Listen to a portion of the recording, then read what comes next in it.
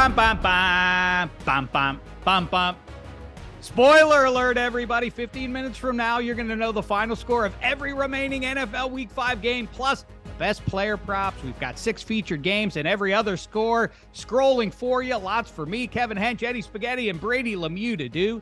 For you newbies out there, Brady Lemieux is the aggregate of our picks. A powerful message, in other words, for society. As individuals, we can only do so much, but when we join together, we're even better. So, a quick look in the rearview mirror to prove what I'm telling you about. 3 of us on the plus side. Brady Lemieux led the way at 9-6, and he leads the way on the season, 11 over 500. I'm 9 over. Eddie Spaghetti, like his Giants, he has some work to do. But now to week 5. And let's start it off. Ooh, la, and la. Cowboys v. Niners, the NFC's 2 enduring powers, I guess, along with the Packers. Aikman v. Young, Landry v. Walsh, Playmaker v. Primetime. Staubach's rally on the turf and the stick, the catch. T.O. on the star, Emmett in the mud. And, of course, last January, it was Zeke under center. Through 4 weeks of this season, just one stinker between them. Weird loss to the Cards aside, the Cowboys have dominated their other 3 foes. Key, if obvious, area in this game. AZ whipped Dallas for like 200 rush yards. So pretty easy to point out that's one big spot where this game will be decided. I've got it with the Niners laying 4, total of 45. I have the Niners winning it 26-21. Hench, how say you? Well, one thing's clear that both of these teams will be playing a good team for the first time this season. I mean, the Niners beat up on your terrible Steelers. They've beaten the Rams. They've crushed Spaghetti's terrible Giants and then covered against the Cardinals. You know, the Cowboys haven't played a good team either, although they lost to a bad team in Arizona. Like the last 2 playoff games, I think this one's a 1-score game. Niners 28, Cowboys 27. Take the points. Spaghetti, go. You know, when they say you're waiting all day for Sunday night, I actually think this applies. This is the first time I'm waiting for this game of the year so far. Jerry Jones says the path to the Super Bowl runs through San Francisco. I am with Hench, 1-score game, but the Niners cover. I have a 25-20. Shek, you just mentioned the kind of weak-ish. They're middle of the road this year, bad last year. Cowboys run defense. CMC right now making his MVP case. I have him over 73.5 rushing yards. It's minus 121 on Caesars. Dallas defense giving 4.6 yards per carry. I think CMC feasts this one, and the Niners get the win. I agree with you. It's going to be a handsome uniform matchup. And if it runs through San Francisco, that could be an issue since the Niners play an hour away in Santa Clara. Either way, Brady Lemieux says the Niners win, but can't beat the number. Now, to the 21st century's best pro football rivalry, it obliges me to remind you the Ravens are named after a poem by a New Yorker who late in life moved to Baltimore, married his cousin, got drunk, and died. Okay, that's the one side of it. The Steelers, on the other hand, are named after the mid-century heroes who forged the steel used in the ships and tanks that defeated the Nazi scourge. If you don't like the Steelers here, you don't like freedom. Cincy and Cleveland will be pulling hard for Pittsburgh. The Ravens can get to 3-0, all on the road against the North. Steelers catching 4 at home. Total is 39. Every one of these showdowns between these two teams finishes at 2017. So, of course, it's 20-17. I'm taking Baltimore here. Hench, how say you? You know, it's like in these huge rivalry games, you know, you say you throw out the records, you throw everything out. I just don't think you can throw out the fact that the Ravens are a good team and the Steelers aren't very good. So I take your 2017 and add a Justin Tucker field goal to it. Ravens cover 23-17. Spaghetti. I'm right near Hench. I have a 23-16 Baltimore. I think Baltimore and the Steelers keep it close, and they inch away at the very last second, get a late touchdown there to spread apart. You know, the Kenny Pickett injury, didn't think he was going to play. He's practicing with the bum knee. That's kind of a concern here. I do think, though, Najee will have a great game, over 40.5 rushing yards, minus 119. He's turned it on the last 2 games, 65 rushing yards and 71 rushing yards. It'll be an ugly game, but Baltimore comes out on top. Here's my thought where Najee is concerned. I like that over. And Mike Tomlin talked midweek about the need for the Steelers to get tougher. Ergo, he said, we're going to practice in pads. But to me, if you want to be tougher, you would practice without the pads. And in fact, I want to go the extra mile here. I think the Steelers should play the game without their pads. Nay, I say go all the way, come out onto the field nude. How scary would it be if you're the Ravens and the Steelers emerge naked? And then the game starts, and it's like, go tackle Najee. Roquan, like, no, I'm not doing it. Look at him. You do it, Patrick Queen. Since they won't end up doing that, I'm on the Ravens here. Brady Lemieux says the Ravens cover. Philly Eagles invading SoFi, undefeated, but somehow they feel a little wobbly. Am I right about that? Meantime, we see you, Matthew Stafford, at minimum, adding a good little side bet here, playing really well. Hench, Hall or nothing? Is Matthew Stafford going to get a gold jacket? Of course. That's a trick question. We don't have time for you to answer and talk about that stuff. We're here to pick the games. The Rams are at home, +4. Total is 50. I say the Eagles get it. I think it could be a tough one. Stafford might have his way with that secondary still. 30-24 Eagles.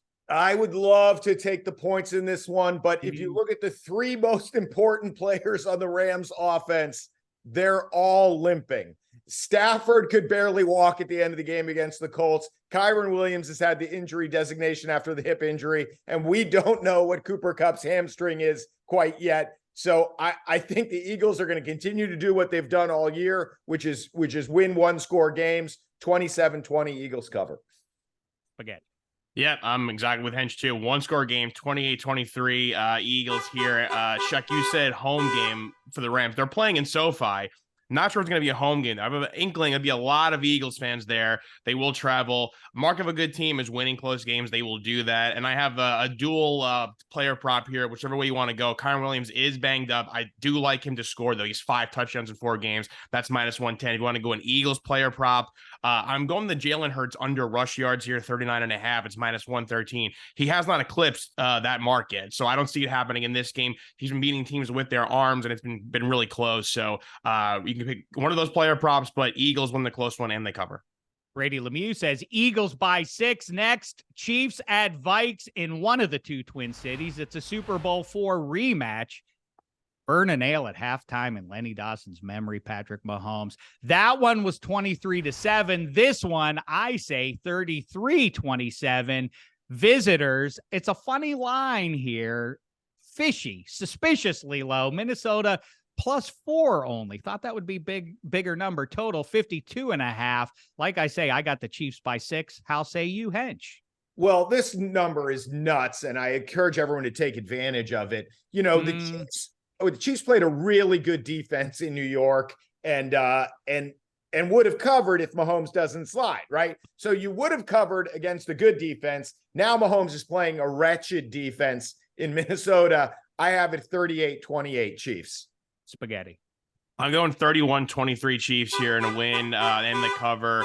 You know, what's shocking about these Chiefs is, yes, obviously the offense is good, but their defense has been pretty good this year. I believe they're giving up only the 8th fewest passing yards, only 4 passing touchdowns. Yes, there could be 2 who they played up against. But that's obviously how the Vikings will score in this game. Because of that, because I trust in the Kansas City defense, which I can't believe I'm saying, I am going to go Kirk Cousins under 292.5 passing yards. It's -127. KC defense showing up, and they win this one plus the cover. All right, now it's time for the 15-minute pregame show's 4-second halftime show. Take it away, Taylor Swift. Apparently, in a big upset for the second week in a row, the halftime show is my 7-year-old daughter. Take it away.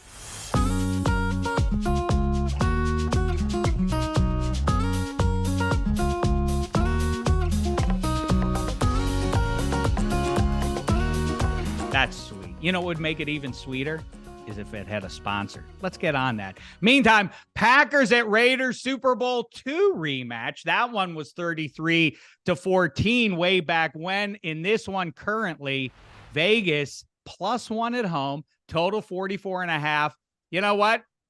I'm going to change it. I had it a little bit tighter than that, but in honor of Bart Starr and the fellas, 33-14 Green Bay in Vegas. Hench, I'll say you. I agree. The Packers cover in this one. You know, Aaron Jones was obviously just kind of working back in against the Lions, had a pretty awful game. That's why he was on my bench when I destroyed you in fantasy last week, Shek. He'll have a breakout game against the pretty poor Raiders defense. I like the Packers 27-17. Spaghetti. I'm going Packers here 26-24 in a tight one. I absolutely love Jordan Love. What I love most about him is his connection so far with Romeo Doubs. I have Romeo Doubs to score at plus 180. The Raiders defense give up the fourth most passing touchdowns, and Doubs had 2 last week, even with Watson back. I love that connection. I like this young Packers team. They win and cover. I'm begging you, Monday Night Football. Please cut away to the Packers luxury box to reveal Jordan Love's new lady love, Shailene Woodley, and Danica Patrick, and Olivia Munn. Oh, it would be delicious. Hey, Spaghetti, how are we on the clock here? We're approaching the 12-minute mark, so we got a couple games left. Ooh, Let's get to we're going to get an extra point. Maybe we'll even have a chance to go for 2. Let's talk about the Giants going down to South Beach Dolphins, laying 11 now. That number started out in single digits, surprisingly to me. At least 49.5 is now your total. I say this one is not close.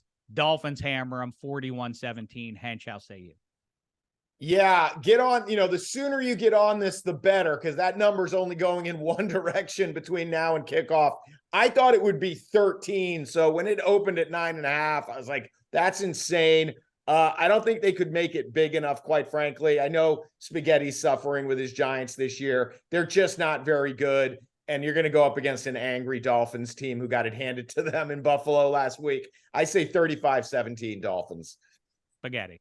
I guess we all picked the 17 score for the Giants, which maybe that's giving them too much credit, but I have the Dolphins just absolutely destroying them 45-17. It'll be a dismantling. Luckily for me, I almost attended this game. I wanted to fly down and go to it. I felt pretty good about it early in the season. I don't feel that way anymore. Player props, go Waller under, go Darius Slayton under. They've only eclipsed these marks. It's 31.5 for Slayton. It's 40.5 for Waller. Waller only had that 1 second half versus the Cardinals where he exploded. Outside of that, he's done nothing. Darius Slayton, same thing. They've only eclipsed the 3 catch mark once, and that was only just Waller. I mean, the bad offensive line, the rotating the receivers. The Giants had the worst pass defense this year on third down. They're going to get absolutely destroyed by this team. So just, it's Dolphins all the way. Remember when he was rosy-cheeked and fresh? Hench, this is sad. The coarsening of Eddie Spaghetti before our eyes. He argued with us when we said that the Giants would not be able to handle the Cowboys pass rush opening weekend. Okay, before you get too wild with your digs at poor Eddie Spaghetti, let's go to our Anton Chigurh coin flip game of the week. I'm talking about the New England Patriots, Hench's team, hosting the Saints. Patriots, a meager 1-point favorite at home. Total on this one is 40. I say that the Patriots get it by a field goal, 21-18. Hench, how say you? I mean, I'm so down, obviously, on this wretched Patriots team. Just, Bill O'Brien, basically, he can't. If Bill O'Brien is not an upgrade over Matt Patricia, then maybe it is Mac Jones, right? I mean, at a certain point, it's like, I think Brian Daboll is a good coach, but what we saw against the Seahawks with the Giants is like, if you can't block anybody, you can't move the ball. And so the Patriots can't block anybody. Mac Jones has a pea shooter of an arm. I don't think the Saints are very good, but they're good enough to beat this bad Pats team 2017. Spaghetti. I have a very tight one. I have the Saints winning 17-16. I obviously don't like the Mac Jones benching. Don't really trust in this Patriots offense just yet. What I do trust in, though, Chris Olave, becoming one of my favorite receivers to watch in this league. I like his over. Receiving yards, 62.5. That's minus 131. I don't care who's that quarterback with. If it's an injured Derek Carr or if they somehow put in Jameis Winston, he'll get it done. This may be an ugly game, but have the Saints winning this one. Brady Lemieux says Saints by a whisker and under on that one. Lastly, let's go for 2 here, fellas. It's a Halloween miracle. Houston at Atlanta. I think the Falcons have a chance for some sweet, sweet revenge. Didn't they give up the 28-3 lead in Houston? Now taste the losing end of a football game. Texans, total on this one, 41.5. I say the Falcons win it on a field goal, 24-21. Hench. This summer when we were throwing out wild props, I said Texans plus 950 to win that division. Not a bad bet. They were 9-1 before the Steelers game. Yes. CJ Stroud and Will Anderson, it might look like one of the greatest drafts of all time. I think this Texans team is good. Nico Collins, it happened fast. 24-19 Texans. Spaghetti, go. 21-20 Texans, last second field goal. Imagine this draft, one taking Stroud and Will Anderson, one taking Bijan. Obviously, Stroud 1,200 passing yards already this year in 4 games. His over, 248.5 passing yards, minus 117. Love the Texans roster. They're going to win this one and cover. Good luck in Motor City, Bryce Young. Eek. All right, that's it for us. You see all the other scores scrolling with us. If it's your pleasure, we appreciate you subscribing on YouTube and watching us there.